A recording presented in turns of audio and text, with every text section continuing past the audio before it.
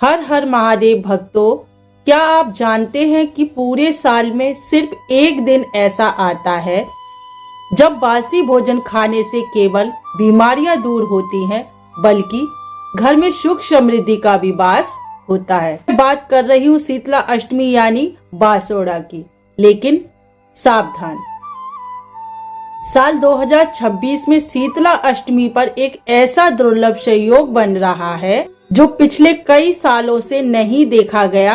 अगर आपने पूजा में एक छोटी सी गलती भी कर दी तो माता शीतला रुष्ट हो सकती हैं। आज के इस वीडियो में मैं आपको वही बात बताऊंगी कि शीतला माता कैसे रुष्ट ना हो और उनके लिए कैसे मनाया जा सकता है। वो बासी भोग का क्या महारहस्य है। मैं बीच में एक ऐसा गुप्त चीज के बारे में बताऊंगी जिससे बासोड़ा के दिन घर के मुख्य द्वार पर छिड़कने से नजर का दोष हमेशा के लिए खत्म हो जाता है। धार्मिक परंपराओं के अनुसार हमारे यहाँ बासोड़े की पूजा होली के बाद अष्टमी तिथि को होती है, जिसका विशेष महत्व माना जाता है। सभी के यहाँ थोड़ा अलग अलग तरीके से मनाया जाता है। हर शहर कस्बे की अपनी एक अलग मान्यताएं होती हैं, उस परंपराओं के अनुकूल मनाया जाता है। हालांकि पूजा वही होती है, चीजों का थोड़ा सा हेर फेर होता है। किसी के यहाँ भोजन में भोग में कुछ अलग बनता है, किसी के यहाँ कुछ अलग बनता है। तो आपके यहाँ जो भी बनता हो आप अपने भोग में वो बना सकते हैं। लेकिन शास्त्रों के मत के अनुसार क्या शीतला माता को भोग लगता है वो हम जानते हैं इस वीडियो में। पूजा में विशेष रूप से भोजन के साथ दही का सेवन करना चाहिए और बासी भोजन का प्रयोग किया जाता है। इसमें शीतला माता के लिए जो भोजन बनाया जाता है वो बासी भोजन होता है, क्योंकि बासी भोजन का भोग सप्तमी की रात को बनाकर मीठे चावल, पूड़ी, रबड़ी और बाजरा बना लेते हैं। यानी बाजरा की खिचड़ी, रोटी जो भी बनाया जाता हो वो बाजरा के आटे से बनाते हैं। अष्टमी के दिन सुबह चूल्हा बिल्कुल नहीं जलाते। जैसा कि आपने सुना, हमारे यहाँ अष्टमी के दिन सुबह बासी आंगन में पूजा की जाती है और नहाकर भी नहीं जाते हैं। शीतला माता को बासी घर में जो भोजन बनाया हुआ होता है उसी का भोग लगा के आते हैं। उसके बाद बासी घर रखते हैं, झाड़ू भी नहीं लगाते हैं। झाड़ू पोछा भी शीतला माता की पूजा करने के बाद आके लगाते हैं और सभी बच्चों के लिए घर के सभी मेंबर पूजा करने के लिए जाते हैं। ऐसा हमारे यहाँ होता है, या शास्त्रों की माना जाए तो शास्त्रों के अनुसार भी ऐसा ही होता है। आपके यहाँ कैसा होता होगा वो आप कमेंट में बता सकते हैं कि आपके यहाँ शीतला माता की पूजा किस प्रकार की जाती है और कैसे विधि विधान होता है। शास्त्रों की माने तो जल्दी उठकर ठंडे जल से स्नान करें और माता शीतला को दही बासी भोजन का भोग लगाए। कि शीतला माता नाम ही उनका शीतला माता है, यानी कि शीतल चीजों का उन्हें भोग लगता है, यानी कि ठंडी चीजों का उन्हें भोग लगता है। हल्दी का तिलक लगाया जाता है। शीतला माता को रोली का तिलक नहीं लगाया जाता है। हल्दी का तिलक लगाना बहुत शुभ माना जाता है। और जो पूजा करने के बाद जो जल बचता है उसका छिड़काव हमें कहाँ करना चाहिए वो मैं वीडियो के लास्ट में आपको बताऊंगी कि वो उस जल का छिड़काव कहाँ करना चाहिए। इससे हमें क्या लाभ होते हैं और क्या नुकसान होते हैं ये हम बताएंगे आपको।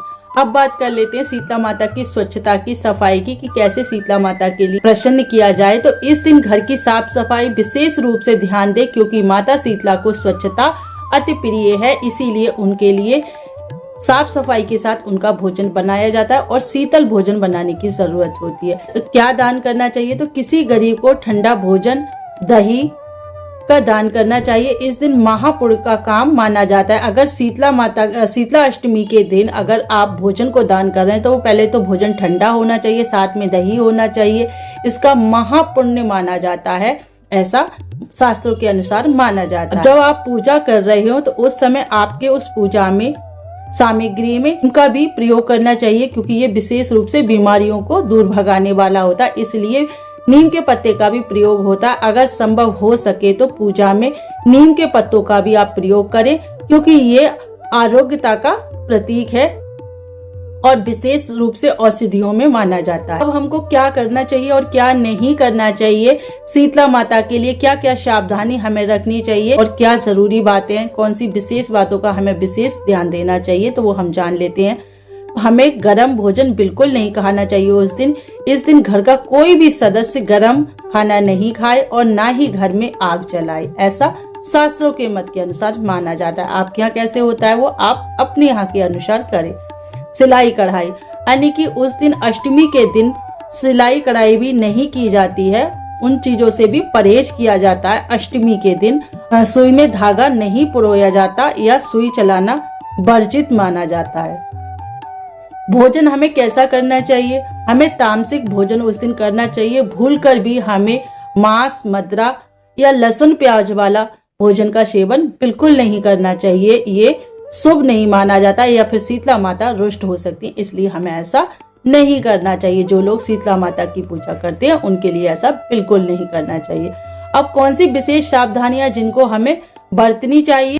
जैसा कि कल की वीडियो में बात रही थी कि सिंह राशि को सावधानी रखने की जरूरत है, क्योंकि ये ग्रहण सिंह राशि में लगने वाला है, तो इसलिए सबसे ज्यादा सिंह राशि वालों के लिए समय थोड़ा कठिन है। उन्हें इस दिन माता शीतला के सामने बैठकर शीतला अष्टक का स्तोत्र पाठ करना चाहिए।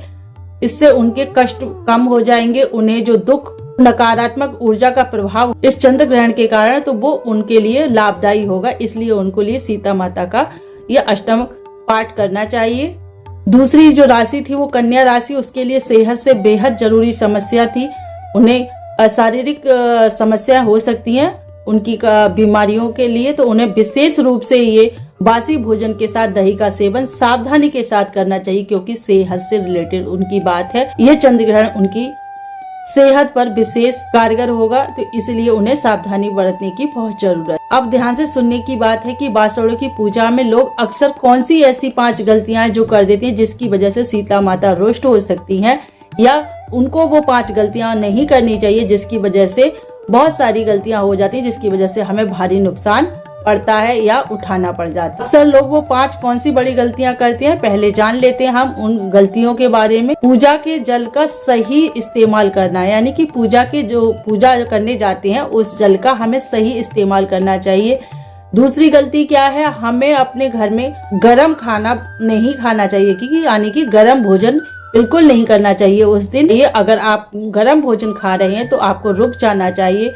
और तीसरी सबसे बड़ी गलती जो है सिंह और कन्या राशि वालों को, जो इस समय भारी पड़ सकती है, जैसा कि हमने चंद्र ग्रहण वाली वीडियो में बताया था, राशि पर अभी कष्ट का साया चल रहा है, तो इसलिए उनके लिए ये शीतला माता की पूजा और भी जरूरी हो गई। अगर आप चाहते हैं कि आपके घर में कोई बीमार ना पड़े, बीमार व्यक्ति ठीक हो जाए, तो आप कमेंट में अपनी राशि के साथ साथ जय शीतला माता लिखना बिल्कुल ना भूलें। और हमारे इस ज्ञान के चैनल के लिए अभी सब्सक्राइब करें। ऐसी जानकारियों के लिए आप अभी लाइक करें, कमेंट जरूर करें। आपका कमेंट हमारे लिए बहुत अनिवार्य होता है, क्योंकि वो हमें प्रेरणा देता है, मोटिवेशन मिलता है, तो इसलिए आप एक कमेंट जरूर किया कीजिए। महादेव के सच्चे भक्त हैं तो कमेंट में हर हर महादेव लिखना बिल्कुल ना भूलें। फिर मिलते हैं नेक्स्ट वीडियो में, तब तक हर हर महादेव।